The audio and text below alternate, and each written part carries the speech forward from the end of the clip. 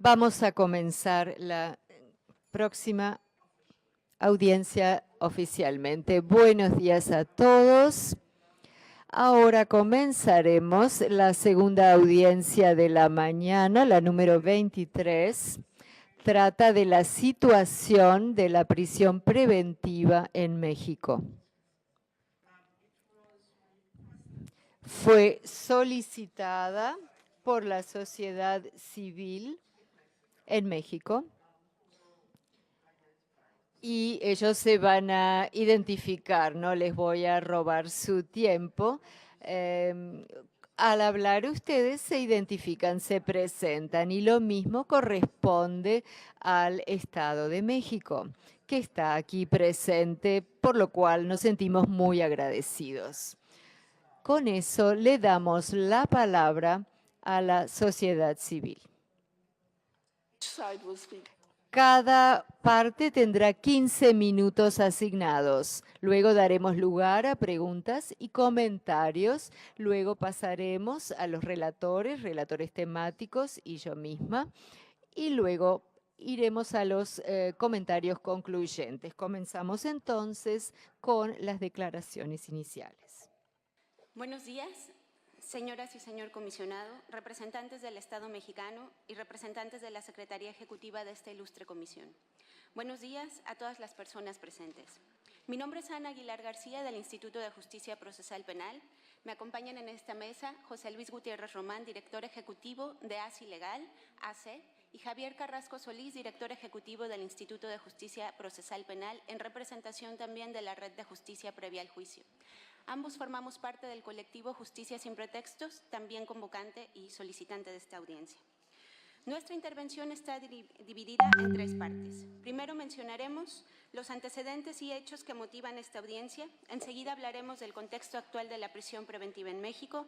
Y en tercer lugar señalaremos específicamente las acciones del Estado mexicano que vulneran los derechos humanos de las personas en México y concluiremos con nuestros puntos petitorios en un segundo momento.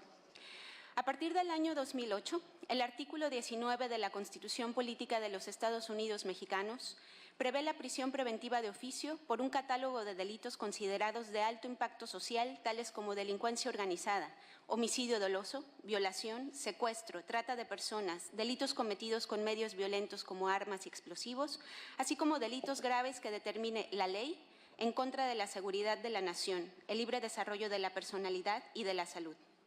Desde entonces, diversas organizaciones de la sociedad civil hemos condenado la existencia de dicha figura por vulnerar de forma absoluta el derecho a la libertad personal, a la presunción de inocencia, al debido proceso y al derecho a un recurso efectivo. Así, en marzo de 2014, el Observatorio Ciudadano del Sistema Penal, del que formamos parte, solicitó la audiencia temática ante esta honorable comisión para exponer la incompatibilidad de la figura con el Sistema Interamericano de Protección de Derechos Humanos, que no solo condena el uso arbitrario e ilegal de la prisión preventiva, sino que también reconoce que el uso irracional de esta es un problema crónico en la región. El pasado mes de septiembre, esta ilustre comisión presentó en México el informe sobre medidas dirigidas a reducir el uso de la prisión preventiva, donde propone algunas para limitar su uso excesivo. Entre ellas, adecuarla a los estándares internacionales en la materia para hacer énfasis en el uso de medidas alternativas que privilegien la libertad de las personas, fortalecer la coordinación interinstitucional entre los actores del sistema de justicia, entre otras. México incumple con las recomendaciones formuladas en dicho informe, así como con el informe relativo a la prisión preventiva en las Américas de 2013 y también incumple con la jurisprudencia consolidada de la Corte Interamericana en la materia. Esto es así, pues no solo utiliza la prisión preventiva de forma excesiva, como lo evidenciaremos en breve, sino que además mantiene un régimen constitucional que la establece como una medida que en los hechos la convierten en una pena anticipada. Incumple con el principio de excepcionalidad que le debe caracterizar como medida privativa de libertad, rompe con su naturaleza procesal, impide el análisis jurisdiccional de su necesidad, proporcionalidad y razonabilidad y, desde luego, representa un derecho penal de autor y no del acto, contraria a un Estado democrático de derecho. Igualmente, el desarrollo jurisprudencial nacional más reciente ha confirmado la vigencia de la prisión preventiva de oficio, pues a través de la contradicción de tesis 293 de 2011, la Suprema Corte de Justicia de la Nación consideró que las restricciones constitucionales a derechos humanos prevalecen sobre cualquier norma de carácter convencional. Más grave aún, en el estudio del expediente Varios 1396 de 2011, relacionado con el cumplimiento de la sentencia de la Corte Interamericana en los casos de Inés Fernández y Valentina Rosendo en contra del Estado mexicano, la Suprema Corte resolvió, cito, en el entendido de que si alguno de los deberes del fallo implica desconocer una restricción constitucional, ésta deberá prevalecer en términos de la jurisprudencia. Es decir, el derecho a un recurso efectivo se disolvería incluso frente a sentencias de órganos internacionales. Finalmente, la medida ha interferido con la independencia judicial hasta el punto de que las decisiones de jueces que cumplen con la obligación internacional de llevar a cabo un control de convencionalidad en el dictado de la prisión preventiva por delitos inexcarcelables ha tenido como consecuencia la activación de procedimientos disciplinarios en su contra.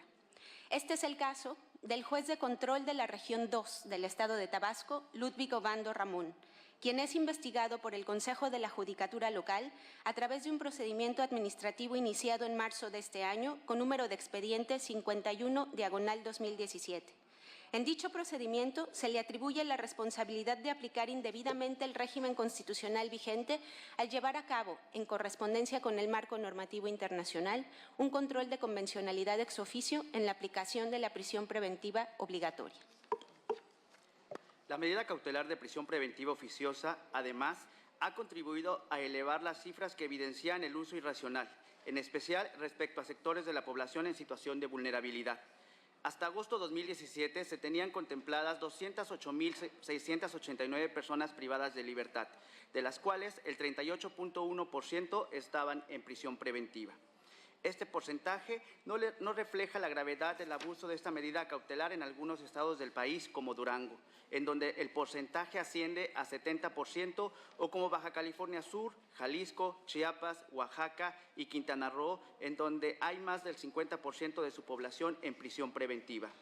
Además del alto porcentaje de personas en prisión preventiva que hay en algunos estados, el abuso de la medida cautelar se hace más evidente en casos de sectores en situación de vulnerabilidad, como el de las personas indígenas y el de las mujeres, en los cuales la prisión preventiva se aplica de manera indiscriminada, ignorando totalmente los principios de legalidad, presunción de inocencia, necesidad y proporcionalidad establecidos en los principios y buenas prácticas de las personas privadas de libertad en las Américas de esta ilustre comisión. En el caso de las personas indígenas privadas de libertad, dos ejemplos representativos de los que se vive en este sector en México son Oaxaca y Chiapas. En Oaxaca existe un gravísimo 97.44% de indígenas privados de libertad en prisión preventiva, y en Chiapas el dato no es alentador. El 52.8% de las personas indígenas privadas de libertad se encuentran bajo esta medida cautelar. Señoras y señores comisionados, esta información da muestra de que las autoridades encargadas de impartir justicia no atienden las disposiciones contenidas en los instrumentos internacionales, como el Convenio 169 de la Organización Internacional del Trabajo, y en la normatividad nacional, en la que se mandata que en el caso de personas indígenas deberían privilegiarse la aplicación de la medida cautelar distintas a la prisión preventiva, con el objeto de evitar las consecuencias negativas, como por ejemplo el alto nivel de abandono al que se ven sometidas.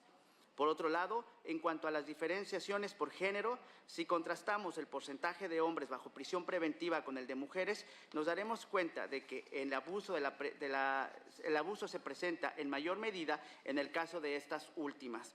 A nivel nacional, el 37.6% de los hombres privados de libertad se encuentran en prisión preventiva, mientras que en el caso de las mujeres el porcentaje asciende a 47%. Además, si realizamos el recorrido por los estados de los que existe un mayor porcentaje de mujeres bajo esta medida cautelar, identificaremos que hay estados en los que el abuso hacia este sector es más evidente. El estado de Durango cuenta con un 80.6% de mujeres en prisión preventiva. Oaxaca cuenta con un 71.4%. Chiapas, Jalisco, Quintana Roo con 65.2% y Tabasco con 64.2%. Estos son los estados en los que el número de mujeres en prisión preventiva es evidentemente alarmante, pero existen otras tres entidades en las que más del 50% de las mujeres están bajo la medida cautelar: Baja California Sur, Veracruz, Jalisco, Durango, San Luis Potosí, Zacatecas, Chiapas, Michoacán, Tamaulipas, Oaxaca, Guerrero, Tabasco y Quintana Roo. Señores y señoras comisionados, cuando las mujeres se encuentran en prisión preventiva, los efectos para ellas y sus hijos e hijas son muy adversos, debido a que en muchos de los casos son el principal y en ocasiones el único soporte económico y emocional de sus familias. Asimismo, es importante mencionar que debido a la criminalización que hay hacia las mujeres privadas de libertad por no cumplir con los estereotipos de género tradicionales, muchas cuentan con pocas redes de apoyo y, al igual que las personas indígenas, se enfrentan a una situación de abandono. No queremos dejar de señalar que una de las consecuencias del abuso de la aplicación de esta medida cautelar es el alto nivel de violencia que existe dentro de los centros de reinserción social. De enero a agosto de 2017 se tienen registrado 1.422 incidentes de violencia en los centros de reinserción social. En estos incidentes estuvieron involucradas 4.902 personas privadas de libertad, de las cuales 1.601, es decir, el 32.7%, estaban en prisión preventiva. Señoras y señores comisionados, en México los incidentes de violencia más recurrentes son las riñas y las agresiones a terceros. Los estados en los que se tiene identificado una mayor cantidad de hechos de violencia son Puebla con 192, Baja California con 133, Chihuahua con 78 y Sonora con 31. Por otro lado, sin duda, los motines son uno de los incidentes que más evidencian la falta de capacidad por parte del Estado mexicano para salvaguardar la seguridad de las personas privadas de libertad y garantizar su derecho a la reinserción social. De enero a agosto de este año se han registrado 9 amotinamientos, 3 se suscitaron en Nuevo León, 2 en Tamaulipas, 2 en Quintana Roo, 1 en Baja California Sur y 1 más en Guerrero. El tema de la falta de seguridad dentro de los centros de reinserción ha sido abordado con suficiencia por la Comisión Nacional de Derechos Humanos en su diagnóstico de supervisión penitenciaria 2015-2016 y ha enfatizado en señalar la urgencia de atender problemáticas dentro de los centros de reinserción como la sobrepoblación, la insuficiencia de personal penitenciario, el autogobierno y la corrupción. A pesar de lo anterior, el Estado mexicano insiste en lo opuesto. Insiste en iniciativas de reforma constitucional y legal apoyadas en discursos punitivos, en ampliar el catálogo de delitos inescarcelables, utilizando como pretexto los altos índices de inseguridad. Esto convierte la prisión preventiva en una medida punitiva, apartándola de su carácter procesal. La prisión preventiva oficiosa es contraria a un sistema democrático de justicia penal. De marzo del 2016 a septiembre del 2017 tenemos noticia de 27 iniciativas de reforma constitucional que buscan agregar delitos al catálogo del artículo 19, tales como el robo calificado, feminicidio, robo de casa-habitación, robo de hidrocarburos, portación de armas, peculado, entre otros. Diversos actores públicos como el secretario de Gobierno, el Comisionado Nacional de Seguridad, el Comisionado de la Policía Federal, el Secretario Ejecutivo del Sistema Nacional de Seguridad Pública y gobernadores liderados por Miguel Ángel Mancera, jefe de gobierno de la Ciudad de México, han sostenido que el sistema de justicia penal es laxo y que debe reformarse para perfeccionarse. Sostienen que el aumento de la delincuencia tiene como causa la ausencia de prisión preventiva oficiosa en diversos delitos, por lo que sostienen que es un mal necesario. Es evidente que las acciones concurrentes de los tres poderes sostienen y demandan un régimen punitivo de prisión preventiva, y esto viola la protección efectiva de los derechos, así como a ser juzgados a un plazo razonable, a la revisión judicial periódica de medidas restrictivas a la libertad personal y tutela judicial efectiva, a la presunción de inocencia, a que las medidas cautelares no constituyan una pena anticipada. La Corte Interamericana ha emitido criterios de interpretación sobre estos derechos y ha señalado que si bien las autoridades nacionales pueden valorar la pertinencia o no del mandamiento de la medida, que emitan conforme a sus normas. Esto también implica una serie de obligaciones positivas que vinculan a los órganos jurisdiccionales a efectuar oficioso periódicamente la revisión de las medidas y verificar las causas, necesidad y proporcionalidad de cuando las mismas se mantienen.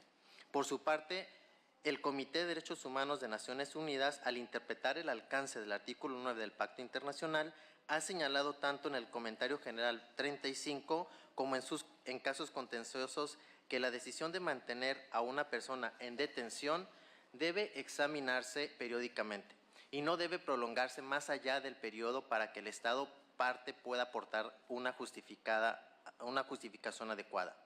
Garantizar la revisión periódica de la medida cautelar de manera general y de la prisión preventiva de forma específica es una obligación de la autoridad judicial. La prisión preventiva oficiosa no permite revisión periódica. Por lo tanto, la prolongación indebida y la falta de revisión de la medida subvierten la legitimidad de su imposición hasta convertirla en una detención arbitraria. En México, el sistema constitucional que permite la prisión preventiva oficiosa es contrario a la posibilidad real de un control jurisdiccional. Esta medida evita un debate entre las partes y resulta en una violación directa a uno de los principios del sistema acusatorio, la contradicción. Al presumir la sustracción sin debate, la convierte en una pena anticipada. El listado de delitos por los cuales procede esta figura en automático codifica en la Constitución el debate y se convierte en una decisión tasada. En el contexto del resurgimiento del discurso de mano dura, pugna por la reducción de derechos como la única vía para conseguir seguridad y determinación en leyes.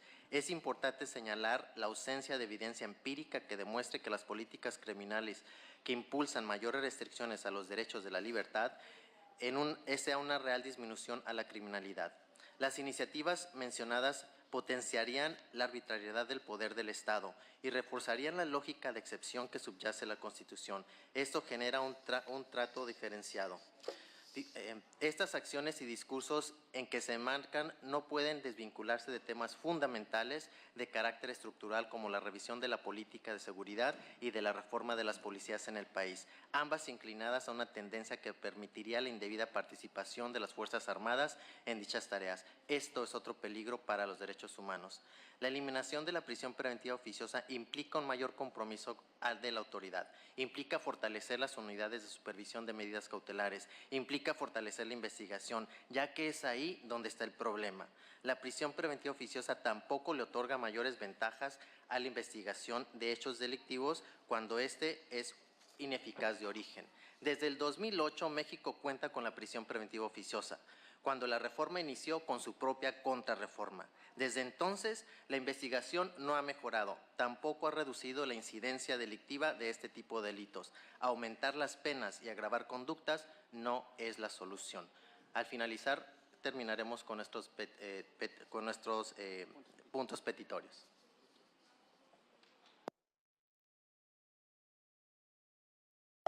Thank you very much for your...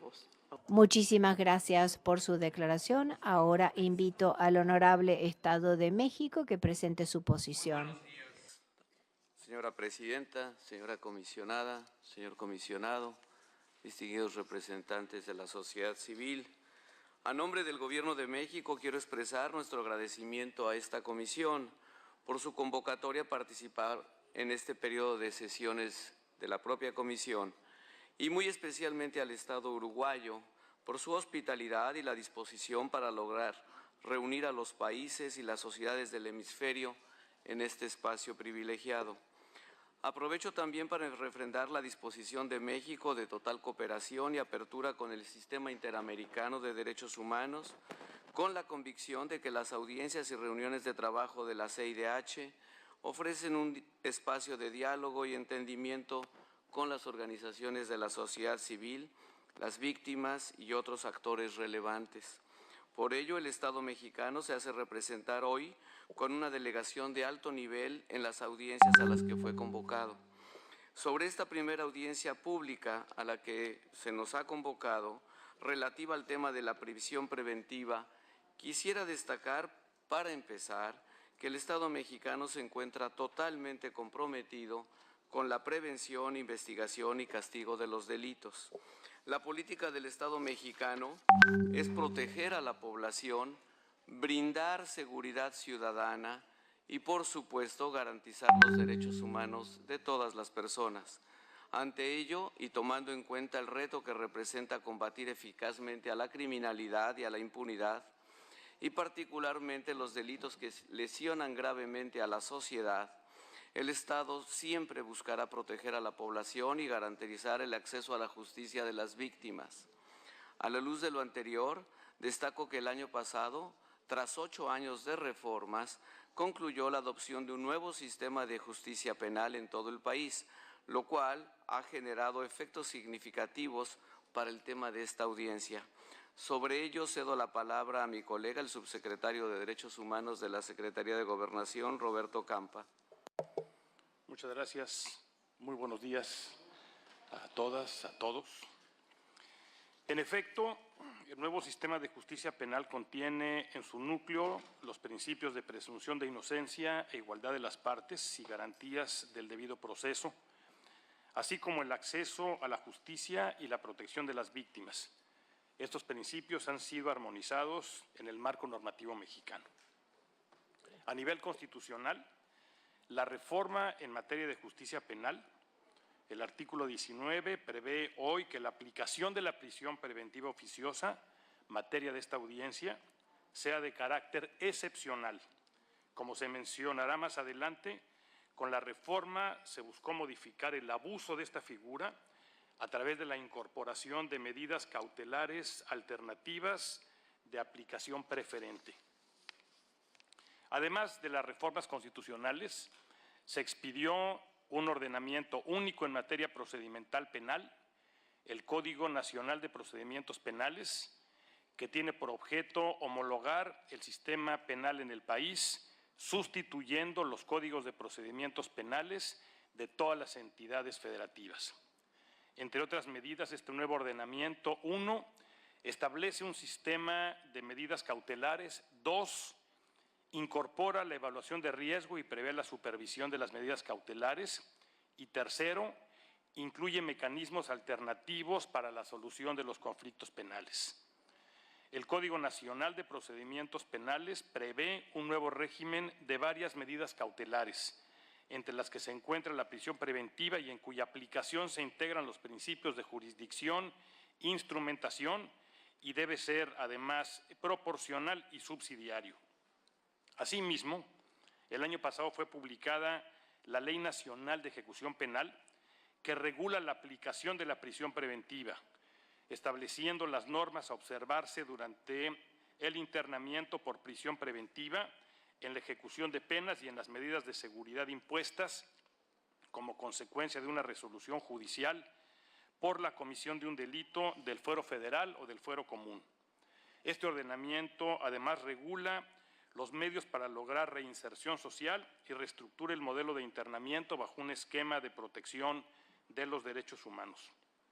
En este sentido, entre medidas tomadas para instrumentar un nuevo sistema de justicia penal, existen acciones que han reforzado el carácter excepcional y limitado del uso de la prisión preventiva. A continuación, destacaré algunas de estas medidas. La reforma al Código Nacional de Procedimientos Penales, que limita estrictamente el plazo de la prisión preventiva oficiosa a 2 años. Segundo, un catálogo de 14 medidas alternativas a la prisión preventiva, las cuales incluyen de manera destacada: 1, exhibiciones de garantías económicas; 2, embargos de bienes; 3, inmovilización de activos; 4, suspensiones temporales en el ejercicio de cargos públicos o de actividades laborales; siguiente, separación del domicilio, entre otras. Cabe destacar que ninguna de estas medidas pueden ser usadas como medio para obtener un reconocimiento de responsabilidad o como sanción penal anticipada. C. Modelos de monitoreo de cumplimiento instrumentados por las autoridades de evaluación y supervisión de medidas cautelares. Hoy, a través de estas autoridades, varias entidades federativas desahogan la fase procesal conocida como servicios previos al juicio. Hasta el momento, estas unidades han demostrado ser exitosas en su labor de monitorear el cumplimiento de las medidas alternativas Además, los mecanismos de supervisión cuentan con participación de la sociedad civil. D. De manera complementaria, en materia de justicia restaurativa, en numerosas entidades federativas se han creado y actualmente operan los centros de justicia alternativa, adscritas a las fiscalías o procuradurías estatales, cuya actuación preventiva, simultánea y alternativa les permite proveer servicios de mediación por delitos no graves. E.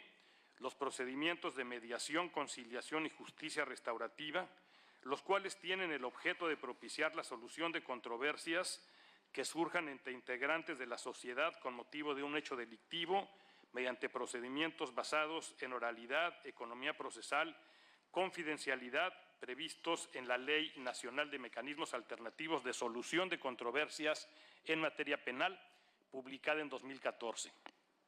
Cabe agregar que para la adecuada instrumentación de los mecanismos alternativos de solución de controversias que están previstos en el Código Nacional de Procedimientos Penales, cada uno de los gobiernos de las entidades federativas del país deben crear las áreas que atiendan, tramiten y den efectiva respuesta a este tema. F. Incorporación de las audiencias previas para determinar la procedencia de la prisión preventiva. Al ser solicitada cualquier medida cautelar, el juez de control debe resolverla en audiencia con presencia de las partes. Dichas audiencias son orales y en presencia del órgano jurisdiccional, en las que participan el Ministerio Público, la víctima asistida de su asesor jurídico, la persona imputada y su defensor. G. Inclusión de la perspectiva de género durante la privación de la libertad y durante la aplicación de medidas alternativas, así como un mecanismo especial de protección especial para personas mayores. Estas medidas son resultados concretos que han permitido reforzar a la prisión preventiva como una alternativa excepcional y limitada. De hecho, como mencioné anteriormente, el artículo 19 de la Constitución fue reformado en 2011 para restringir la actuación del Ministerio Público, pues solo podrá solicitar al juez la prisión preventiva cuando otras medidas cautelares no sean suficientes para garantizar la comparecencia del imputado en el juicio. Justamente, este sentido garantista del sistema de justicia penal acusatorio es el que permitió fortalecer el catálogo de medidas cautelares citado para dejar a la prisión preventiva solo como medida de último recurso de acuerdo con los estándares del sistema interamericano. Debido a la reciente entrada en vigor del sistema penal acusatorio, no se ha podido visibilizar la potencial efectividad de las medidas alternativas a la prisión preventiva. Es comprensible que las víctimas de delitos aún hoy identifiquen la imposición de medidas de prisión como sinónimo de justicia. Sin embargo, estamos convencidos de que muchos de estos recursos procesales pueden ser efectivos sin que se recurran al esquema de reclusión, pero haciendo uso de los mismos cuando sea necesario para asegurar el acceso a la justicia y protección de las víctimas, así como de la sociedad en su conjunto. De ahí que consideremos importante impulsar las medidas alternativas, pero también asegurar que las acciones correspondientes permitan una impartición de justicia efectiva que a la larga abonen a la confianza de la sociedad. Tenemos la certeza de que la prioridad ahora es permitir al sistema acusatorio que arroje resultados para lo que todas las autoridades competentes se abocan a su efectiva implementación. Me permito señalar categóricamente que si bien actualmente existen diversas iniciativas destinadas a ampliar el catálogo de delitos que ameriten la prisión preventiva, resultado de preocupaciones de gobiernos estatales, resultados también de la preocupación de la sociedad por las características y la naturaleza de violencia en nuestro país, insisto, me permito señalar categóricamente que el Ejecutivo Federal ha resuelto que antes de impulsar cualquier modificación en la ley, se debe permitir el funcionamiento pleno del nuevo sistema penal acusatorio, esperando que éste por sí mismo otorgue mejores resultados. Al respecto, y tomando en cuenta las observaciones de esta comisión en su reciente informe sobre la prisión preventiva de junio de este año, donde se expresa la preocupación sobre el incremento a la prisión preventiva en México entre 2013 y 2015, me permito aclarar que dicho dato corresponde a la comparación previa a la implementación del sistema acusatorio. Habremos de revisar las cifras que aquí se han expresado porque faltaría un dato, y es cuántas de estas personas privadas de su libertad están por el nuevo sistema o por el sistema anterior. Y en el caso que nos ocupa, realizando la comparación entre 2013 y 2016, año de la entrada en vigor del sistema acusatorio, el porcentaje de personas en prisión preventiva muestra una disminución durante los primeros meses, lo cual confirma la eficacia del sistema en el tema que nos ocupa. A continuación, la PGR ahondará en el carácter excepcional de la figura de prisión preventiva. En primer lugar, buenos días a todas y a todos. En primer lugar, es necesario destacar la visión del Estado mexicano de cómo se ha armonizado la figura de prisión preventiva oficiosa dentro del nuevo sistema penal acusatorio. Tras la reforma en materia de derechos humanos en junio de 2011, la Suprema Corte de Justicia de la Nación fijó un criterio que determinó los alcances del artículo 1 constitucional respecto de los requisitos para suspender los derechos humanos de conformidad con el artículo 30 de la Convención Americana de Derechos Humanos.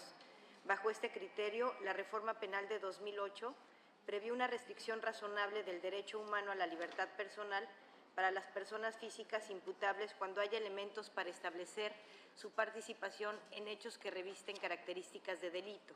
No obstante, para que se imponga la prisión preventiva oficiosa, deben cumplirse ciertos parámetros constitucionales para que por esta vía se limite el derecho humano de la libertad personal.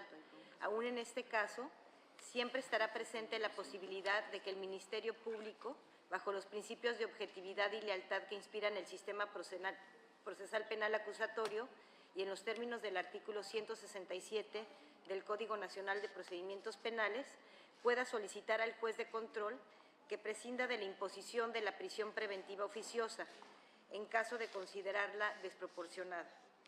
En estos términos, la Suprema Corte de Justicia de la Nación estableció en 2014 que los derechos humanos contenidos en la Constitución y en los tratados internacionales constituyen el parámetro de control de regularidad constitucional, pero cuando en la Constitución haya una restricción expresa al ejercicio de aquellos, se debe estar a lo establecido en el texto constitucional.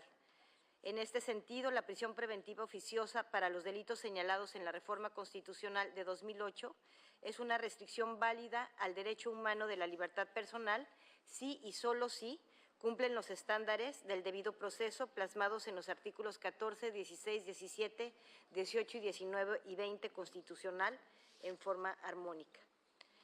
En segundo lugar, el Estado mexicano debe realizar la armonización que se ha buscado que tenga la figura de prisión preventiva con el principio de presunción de inocencia a lo largo de todo el proceso penal. En la Reforma Constitucional de 2008 se modificó el esquema para la imposición de la prisión preventiva a las personas sujetas a proceso penal, pasando de un uso intensivo que se justificaba en consideración a qué delito que se le atribuyera mereciera esta pena privativa de libertad, a uno en el que se debe de justificar la necesidad de la medida cautelar, analizando y acreditando el riesgo procesal, tomando en consideración a la persona y su entorno social para que la prisión preventiva fuese excepción y no la regla. Si quieren, continúo al final. ¿Sí? Gracias.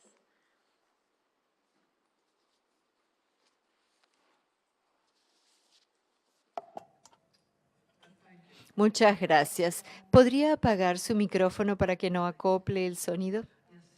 Bien, muchas gracias.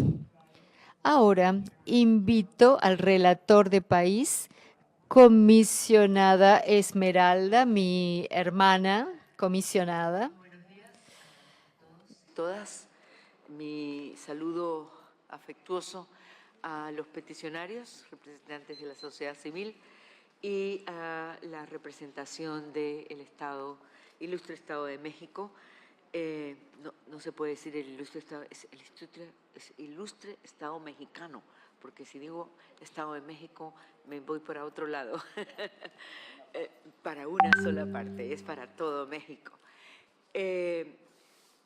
y agradeciendo la oportunidad de escuchar la posición de ambas partes.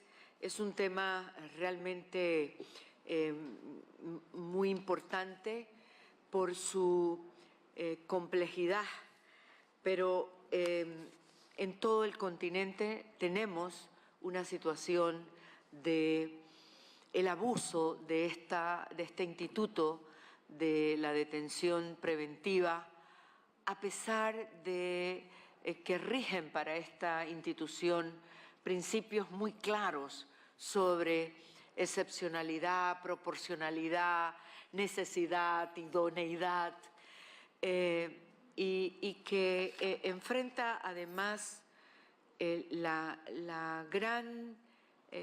gran desafío de una demanda ciudadana y una reacción del Estado en materia de seguridad. Entonces, y lo coloco como desafío porque hay una reacción ciudadana que tenemos que también cuestionar. La ciudadanía solo piensa que hay justicia cuando hay detención. Entonces, hay que hacer un trabajo en esta materia porque es lo que nosotros recogemos en todos nuestros países. Sin embargo, creo que es importante hoy atender lo que representa una contrarreforma al sistema penal acusatorio que, como bien se dijo, está en un proceso todavía de iniciación para poder confirmar su efectividad. Y mi preocupación va en que la respuesta de una contrarreforma, el Estado tiene que procurar, tiene que tener esta visión de lo que representa la inversión en un cambio de sistema penal de inquisitivo a uno adversarial, y que si no se dotan a las instancias, a las instituciones de todos los recursos y mecanismos que requiere para su efectividad el sistema, nos vamos a ver también con una respuesta ciudadana que dice el sistema no sirve. Y muchas veces no es que el sistema no sirve, es que hay que dotar a este sistema de los instrumentos que sean necesarios. Y mi preocupación va en esa línea. Una propuesta de reforma al nuevo sistema penal acusatorio tendríamos que garantizar que ésta represente efectivamente el mejoramiento del sistema penal acusatorio y no la regresión a una posibilidad que en materia de detención preventiva oficiosa no puede ser. En el sistema penal acusatorio eso no sería realmente posible. El mandato constitucional, y quiero esa ratificación, se mantiene el control, la disposición constitucional, pero salvo la armonización con estos principios de idoneidad, entonces, si eso se garantiza, entonces tendríamos que tener ese es el punto de referencia. ¿Cómo vamos a exigir, mediante recurso idóneo, que efectivamente la autoridad jurisdiccional aplique los principios que rigen en materia de detención provisional? Esa sería mi preocupación, para que lo que se pretende como aplicación del sistema penal acusatorio en materia de detención provisional se garantice. Es un poco mi quería ver la opinión de ustedes, ¿no?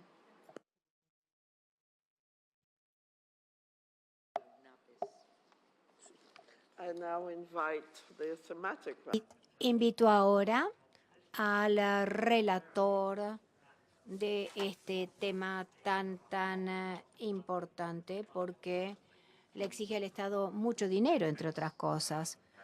Muchas gracias, señora Presidente. De hecho, pude lanzar el informe en México, fue importante la acogida en jurídicas en la UNAM, el público, el debate de alto nivel. Los puntos que han sido tocados acá por ambas partes han sido muy importantes. Quería enfatizar dos temas. El primer tema es el del sistema acusatorio, que nosotros en la comisión hemos acompañado, hemos visto con beneplácito los esfuerzos, hemos tenido diversas sesiones con las autoridades sobre la implementación. Es una conquista, es un avance, eso reconocemos, quería decirlo de forma muy clara en este espacio. Y queremos que el proceso sea fructuoso, que avance, que se implemente, que respete a los derechos humanos a través de esa implementación, que agilice los procesos.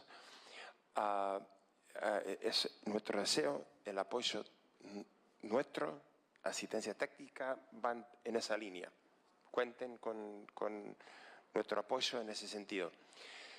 Nos preocupa, digo, y creo que preocupa a todos los presentes, que haya habido una cierta crítica en la sociedad, en los medios de comunicación, y hasta por parte de algunas autoridades, y reconozco lo que ha dicho el Estado, hablando de las autoridades presentes. No vamos a reformar el sistema acusatorio, es un compromiso importante, pero como las otras repúblicas federales grandes, hay diversas autoridades con diversos discursos. Entonces nos preocupa un poco el discurso que hasta yo he escuchado cuando he estado en México, de que no, ese sistema acusatorio, que ese es responsable, no tenemos que hacer la contrarreforma, como mi colega ha dicho de forma muy contundente, que hay que tener mucho cuidado para evitar que haya una contrarreforma. Entonces ahí un poco no sé cuáles políticas afirmativas podría tener el Estado para garantizar no solo que se mantenga, pero también en términos comunicacionales, se dice. O sea, ¿cómo se va a hacer entender a la gente que no, o sea, no es el sistema acusatorio que resulte o que produzca o que facilite la criminalidad? Ese es un tema, ¿no? Pero en México se hace hay mucho espacio publicitario para mandar diversos recados al pueblo mexicano. Sería interesante que trabajara lo de la seguridad de una perspectiva de los derechos humanos y del sistema acusatorio. Un punto. El segundo, entiendo, hay una lógica, yo vivo en un país que no puedo comentar, en que se refiere mucho a la Constitución y el análisis constitucional. Perfecto. Y entiendo, como ha explicado, la lógica constitucional para poder aplicar la prisión preventiva fuera de la normativa interamericana, que es muy clara. Riesgo de fuga o de obstaculización. Y con los criterios que están acá de excepcionalidad, legalidad, necesidad, proporcionalidad y razonabilidad, ¿no? O sea, son las normas. Entonces ahí pregunto, creo que no estarían, me imagino, defendiendo que las normas constitucionales serían coherentes con la normativa interamericana. Pueden ser fantásticas, coherentes, contundentes, pero creo que si permiten la prisión preventiva por ser acusado por un determinado delito en un litado, ahí sin una evaluación debida del caso específico, sin ¿cómo decir? Reasoned decision. ¿Cómo? Sin una decisión razonada, gracias por mi traductora aquí. Entonces, estaría en violación con las normas interamericanas. Entonces la pregunta, con todo eso, creo que no estarían justificando una divergencia jurisprudencial. Aceptan, me imagino, que las normas son esas y las normas en México son otras y pueden tener su lógica. Pero la pregunta sería, ¿cómo se puede, y ahí ha sido como si entiendo bien el interés de este lado, cómo se puede juntar, cómo se puede alcanzar la normativa interamericana y limitar la prisión preventiva a los criterios muy explícitos y claros del sistema interamericano en las sentencias de la Corte y los informes de la Comisión? Serían mis preguntas. Muchísimas gracias por la paciencia. Many, many thanks, Madam Chair. Thank you very much. Muchísimas gracias. Yo creo que voy a ser la única voz en esta materia. Yo no creo en las prisiones. No creo. Yo creo que es un sistema fallido que instalamos nosotros los humanos y no ha funcionado por siglos y siglos y cada país lo ha utilizado y realmente tenemos que barrer con eso y pensar en otra cosa porque le cuesta a los estados tantos recursos y estamos construyendo prisiones más y más grandes, pero no funciona, no evita el crimen. De hecho, produce más delincuentes de lo que impide. Entonces, ¿por qué seguimos dedicándole dinero a ese agujero hondísimo? Yo he ejercido en el derecho penal durante muchos años y ahora me dedico solamente al derecho civil, excepto cuando tengo amigos muy íntimos que se meten en problemas.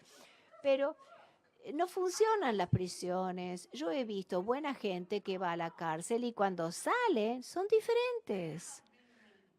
Los hicieron malos en la cárcel. Entonces, mi voz es, yo no creo en las cárceles y ciertamente no creo en las detenciones sin un juicio, la prisión preventiva. He oído de las reformas y ahora tienen un límite de 2 años para las detenciones sin juicio en México. Eso es horriblemente largo el periodo. Es un espanto de largo. Cuando yo era abogada joven, conocí a un juez que decidió que era muy serio y que le encantaba mandar gente a la cárcel y él un día se vio con la idea que uno hace más daño que bien. Entonces decidió someter eso a prueba y se hizo encerrar él en la cárcel 1 mes. Cuando salió, encontró medios alternativos de castigo de gente porque dijo que era la experiencia más horrible, más terrible que había tenido en toda su vida y que no se podía imaginar a partir de entonces enviar a nadie a la cárcel. Yo creo que todos deberíamos dedicarle, pasar una temporadita en la cárcel si uno quiere enviar a alguien en detención preventiva. Tal vez como trabajadores de los derechos humanos sería una buena idea que lo hiciéramos, pero este sistema yo he trabajado con él, lo he ejercido, crecí con él y nuestra Constitución obliga a los tribunales a liberar a cualquiera acusado de un crimen a no ser que el Estado logre comprobar que esa persona debería estar detenida. Y cuando los detienen, no lo hacen por 1 o 2 años, sino tal vez 30 días y después vuelve a la corte para ver en qué sigue el caso y si ya está listo para un juicio. Y si eso se repite varias veces, la corte libera a la persona y se niega a proceder, porque si uno no lo ha podido demostrar, la persona no puede ir a la cárcel. Entonces nosotros estamos destruyendo la psiquis de los ciudadanos y tenemos entonces que cortar con eso. Entonces, las detenciones sin juicio tienen que terminar. Hay que procesar a la gente lo más rápido posible, llegar a una conclusión y después encontrar alguna manera de castigarlos más que mandarlos a la cárcel. Yo creo que quien sea que si vienen a casa, entran a mi casa y me agreden, tienen que trabajar por lo menos un cierto número de años y con lo que saquen de su trabajo me paguen a mí para resarcirme. Y cuando uno trabaja para la víctima, entonces uno admite que le hizo mal a esa persona. ¿Por qué no probamos cosas así? Porque ustedes son los poderes y hay muchísima gente joven, creativa. Hagamos un estudio sobre medios alternativos de castigo. No rehabilitación, sino castigo que se puedan usar. Por favor, eso es lo único que tengo que decir.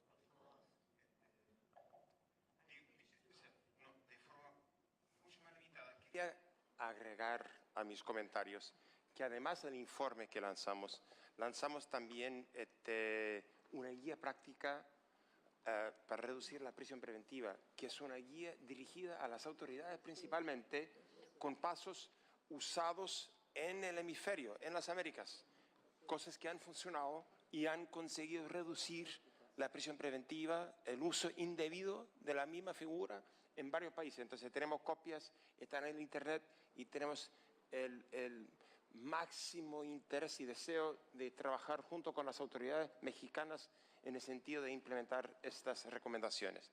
Gracias, señora presidenta.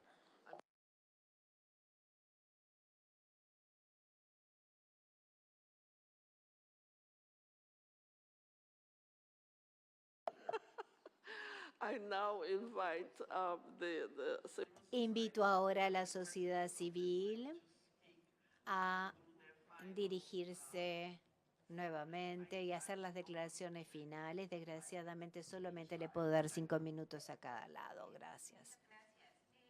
Nosotros, sin duda, celebramos con sinceridad todos los avances que se han logrado en México. De hecho, hemos participado en ellos activamente. Lo que nos preocupa mucho es que se mantenga esta figura en la Constitución justamente porque lo que no permite es una audiencia contradictoria.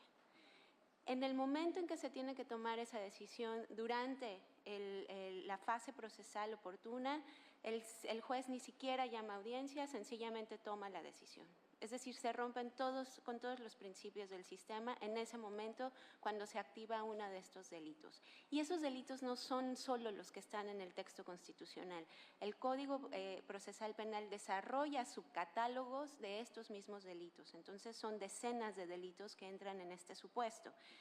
No solo eso, los tribunales locales tienen criterios particulares en la definición de estos delitos, de manera que los delitos cometidos con medios violentos se transforman en delitos menores, en robos pequeños, que si hubo un grado de violencia, por ejemplo, verbal, se convierten en delitos de prisión preventiva de oficio. Entonces, esta irregularidad la causa el texto constitucional. Lo que nosotros quisiéramos y celebramos también del Estado, que sobre todo del Ejecutivo, que digan que no están o que están comprometidos con no promover las reformas legislativas, es que efectivamente lo hacen, que en ese sentido también les solicitamos que no apoyen discursos punitivos que sobre todo vienen de funcionarios del Ejecutivo, y los hemos identificado muy claramente en la presentación que les dejamos hoy en día. Pero si también, y está en el marco de las competencias del Ejecutivo, también le solicitamos promover la reforma constitucional a este precepto. Esto sí está en el marco de sus competencias. Ya existe una propuesta de reforma constitucional que quitaría esta figura, además de otros ajustes. No estamos tampoco en contra de los ajustes, pero queremos que se haga una vez que tengamos la evidencia de que es necesario hacer ese ajuste, y no solamente porque existe una demanda supuestamente popular de que el cambio se debe hacer. Sabemos que esas demandas populares también pueden ser alimentadas por el propio discurso de la autoridad. Entonces, una demanda específica que les queremos hacer aquí es que en este año, además electoral, porque el próximo año cambiamos muchas posiciones de elección popular en el país se abstengan de hacer o de utilizar este tipo de discursos para ganar votos. Eso es muy importante en este proceso. Y dejo a Javier con los siguientes puntos. Con base a lo que hemos expuesto y lo que hemos compartido, solicitamos a esta ilustre comisión exhorte al Estado mexicano a, primero, no aprobar las iniciativas legislativas que buscan ampliar el catálogo constitucional y legal de delitos bajo los cuales procede la prisión preventiva oficiosa. Segundo, derogar las disposiciones legales y constitucionales que reglamentan la figura de prisión preventiva oficiosa y ajustarlas al estándar del sistema interamericano. Tercero, no interferir con la independencia judicial y garantizar un adecuado control de las medidas cautelares que afectan la libertad personal sin una regla de transacción y sin interferir con los órganos jurisdiccionales que llevan a cabo un control de convencionalidad sobre estas medidas. Cuarto, cumplir con las obligaciones internacionales reconocidas en materia de protección de los derechos humanos, específicamente de la libertad personal y presunción de inocencia, para que las medidas restrictivas de la libertad sean impuestas bajo los principios de legalidad, excepcionalidad, razonabilidad, necesidad, proporcionalidad, idoneidad, subsidiariedad y mínima intervención. Quinto, cumplir con las recomendaciones emanadas de los informes sobre el uso de la prisión preventiva de las Américas del 2013 y sobre medidas dirigidas a reducir el uso de la prisión preventiva en las Américas del 2017. Y por último, ya que surgió aquí, fortalecer las unidades de supervisión de medidas cautelares que están creadas en México, pero están debilitadas. Solamente para atender algunos comentarios. Sí, México tiene una reforma, pero el hecho de que se está tratando de crear o ampliar la prisión preventiva oficiosa es por la ineficiencia de la procuración del sistema de justicia penal mexicano. Aquí tenemos dos figuras para no confundirlas: prisión preventiva, donde sí es por regla excepcional, donde hay debate, y prisión preventiva oficiosa, donde no hay debate, donde únicamente por la clasificación del delito se impone en automático. Esa es a la que nosotros aquí estamos criticando. Existen audiencias previas y en esta audiencia previa no aplicaría un debate para la prisión preventiva oficiosa. Entonces, ese es el problema acá. Si los representantes del Ejecutivo Federal dicen que no van a promover la reforma, entonces pedimos que se abstengan de comentar o de promover la contrarreforma que se ha estado pasando en México. Gracias.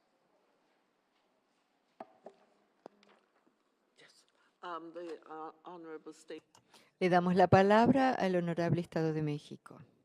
Nada más comentar que el artículo 167 del Código Nacional, por lo que usted comentaba, permite esta posibilidad, o sea, este mecanismo para evitar la prisión preventiva oficiosa, que permite una mayor armonización en la práctica del principio de presunción de inocencia. Siempre se va a valorar que esta prisión dure solo el tiempo indispensable, pero también la conveniencia de la medida. Entonces, da esta posibilidad de que se analice o no la conveniencia de la prisión preventiva. Algo muy importante que quisiera nada más comentar respecto a las medidas, los medios alternativos, es, por un lado, sobre la población indígena privada de su libertad. La Procuraduría General de la República, con la Comisión Nacional para el Desarrollo de los Pueblos Indígenas, el INALI y la Comisión Nacional de Derechos Humanos, tiene un programa que están visitando precisamente a la población indígena para ver su situación carcelaria, para ver si hay alguna medida que pueda favorecerlos para obtener su libertad, precisamente de toda esta población que estaba con el viejo sistema y que para que ya no estén privados de su libertad. Hacemos también el dictamen antropológico para que se actualice el derecho indígena, etcétera, y se está haciendo este trabajo. Por otra parte, también aprovechando estas salidas alternas al juicio que contempla el nuevo sistema de justicia penal, tenemos un programa en la Procuraduría que se llama Repensar, en donde se hace, una vez que se opta o que se suspende el proceso, se canalizan a este programa en donde se les está dando, voluntariamente ellos entran a una terapia cognitivo-conductual y a partir de ahí se les da trabajo, se les da también, pero tienen que llevar la terapia y a partir de ahí trabajo, opciones también de educación. Estamos comprometidos en que funcione este nuevo sistema y por eso estamos buscando que estas medidas alternativas, lo que siempre se critica del nuevo sistema de justicia, que es la puerta giratoria, estamos apostando a que esto no debe suceder con otros programas alternativos. Para brevemente responder a la pregunta que hizo la comisionada Troitiño y el comisionado Cavallaro, la respuesta categórica es: el Estado mexicano apuesta 100% por la reforma. Se planteó la pertinencia de revisar el catálogo, sobre todo a partir de una necesidad que tiene que ver con portación de armas y sobre todo de determinadas armas. Hay grupos de la delincuencia en México que disponen de armas de altísimo calibre. Sin embargo, frente al cuestionamiento sobre si esta intención estaba vinculada con debilitar la reforma, la decisión es no insistir en el planteamiento y llevar la reforma a su aplicación cabal al 100%. La respuesta del Estado mexicano es de un compromiso categórico y contundente con la reforma, comisionada. Y finalmente decía la presidenta que la prisión no funciona y ciertamente pues en nuestra civilización hay muchas cosas que no funcionan. Ahora se cuestiona la democracia, por ejemplo, sobre todo a la luz de elecciones de personajes, de algunos personajes que la democracia ha llevado al poder.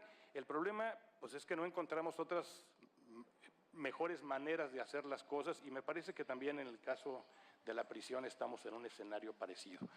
Estamos totalmente a las órdenes de las organizaciones que han venido a plantear aquí a la Comisión estas inquietudes para seguir discutiendo y analizando estos temas en nuestro país y avanzar para conseguir lo que es el anhelo de todos, justicia y seguridad. Muchas gracias.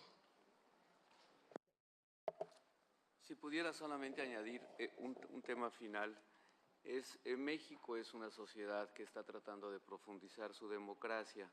En su democracia hay voces que se expresan. Unas voces tienen unos puntos de vista y otras otros. Y eso es natural y normal en cualquier democracia. En México hay grupos que también expresan y demandan al Estado medidas más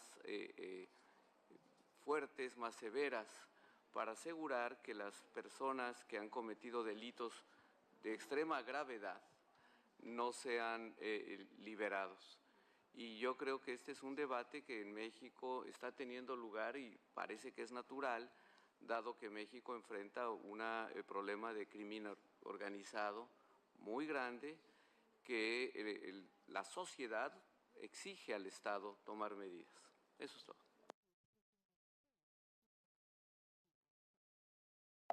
Thank you very much. Muchas gracias. Agradezco a ambas partes por no considerarme una loca total.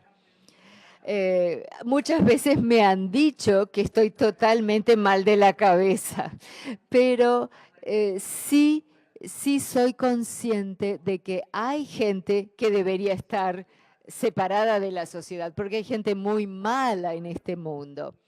Pero a la larga, los estados tienen que hacer más para mejorar el sistema de juicios, no tomarse tanto tiempo para completar un juicio. Y deberíamos dedicar más tiempo y recursos a acortar esos tiempos para no tener que construir más prisiones, porque implica mucha corrupción también gestionar una prisión. Todos los países que visité me lo han demostrado. Bueno, les agradezco a todos por esta audiencia tan interesante, tan informativa. Haremos los seguimientos que correspondan, recibiremos de ustedes todo el material que quieran aportar para que sigamos monitoreando la situación. Gracias a todos, gracias al público. Vivo agradeciendo a las intérpretes que me ayudan, a mí personalmente, para que pueda comprender lo que está pasando. Así que agradezco también a mi comisionada amiga Esperanza. Muchas gracias y damos 5 minutos de receso y continuamos con la siguiente audiencia. Gracias.